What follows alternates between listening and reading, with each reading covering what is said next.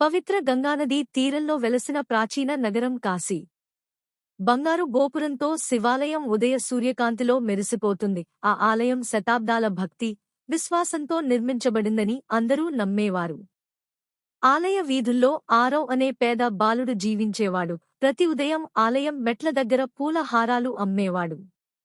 అమ్మకానికి ముందు చిన్న హారాన్ని దేవుడికి సమర్పించేవాడు. మహాదేవా, ఒకరోజు అతి వెలుగైన దీపాన్ని సమర్పిస్తాను.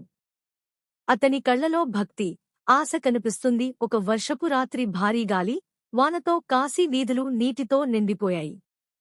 ఆలయం గర్భగుడిలో పవిత్ర దీపం ఆరిపోయింది. పూజారులు ఆందోళన చెందారు.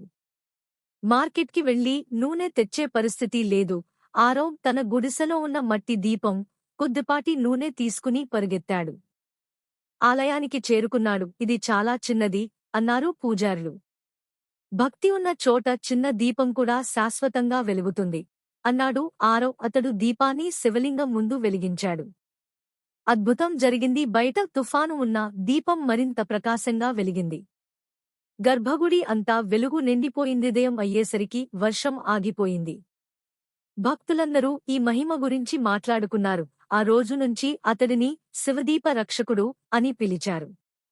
మొదటి దీపం వెలిగించే గౌరవం అతనికే దక్కింది. ఆలయ మహిమ బంగారంలో కాదు, భక్తి నిండిన హృదయంలో ఉంటుంది.